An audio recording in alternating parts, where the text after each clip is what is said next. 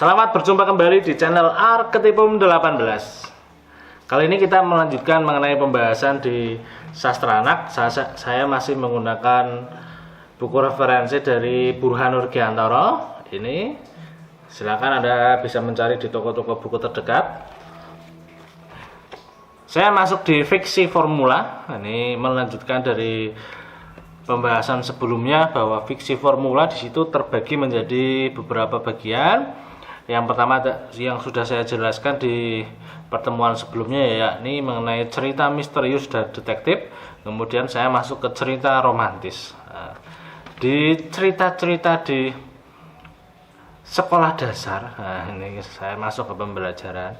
Cerita-cerita romantis ada, cerita misterius ada, cerita detektif ada. Ini saya masuk ke cerita romantis. Di sini di bukunya Burhanur Giantoro dijelaskan bahwa cerita romantis bukan hal baru dalam realisme. Karena di sana ada laki-laki, ada perempuan. Dan kini banyak ditulis oleh pembaca muda, kalangan orang muda. Ini banyak menuliskannya.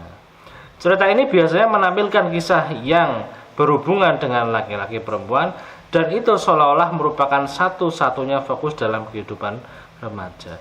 Pola hubungan kedua sejoli itu yang sederhana, yang romantis, ini banyak sekali diulas di sini. Namun ketika kita menggarisbawahi di cerita anak bahwa hal-hal yang perlu kita batasi, bahwa anak ini mengenal persahabatan.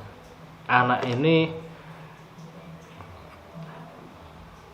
tidak lagi memilih teman. Nah, ini anak ini mengenal lingkungan dengan cara bersahabat. Anak ini berteman dengan laki-laki, perempuan, dan hal yang bersifat romantis. Persahabatan yang unik, yang memunculkan salah satunya ketika benar-benar Anda rekam anak-anak ini tulus ketika membantu, ketika menceritakan, ketika menyelesaikan masalah. Nah, ini perlu kita angkat. Hal-hal yang benar-benar ada di dunia.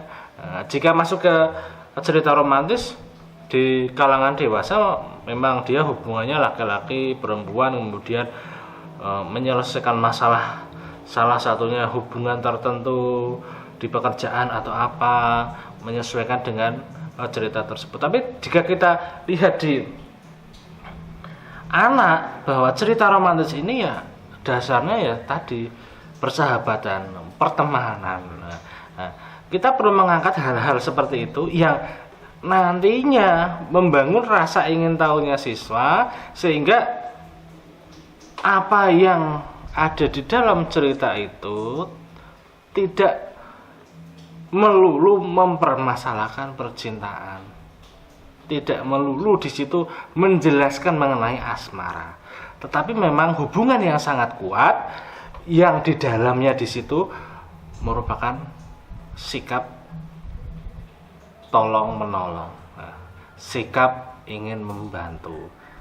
Ketika nanti bermusyawarah mencari pendapat, di situ ada sisi sikap saling menghormati. Kadang itu masuk ke bagian dari cerita romantis.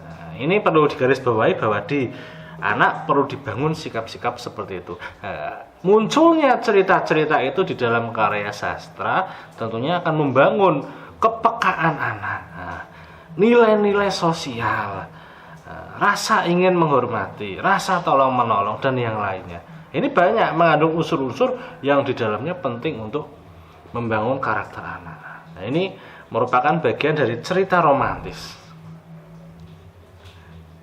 Oke, itu dulu. Semoga Anda bisa memahami cerita romantis ini di kalangan anak itu seperti apa. Kemudian karena kita fokusnya di sastra anak, cerita romantis ini dikaitkan dengan kehidupan anak itu sendiri sesuai dengan jenjangnya. Ya, semoga Anda bisa memahami penjelasan-penjelasan saya, kemudian mengambil sarinya seperti apa di cerita romantis ini. Sampai berjumpa di channel Arketipum 18 selanjutnya. Salam budaya.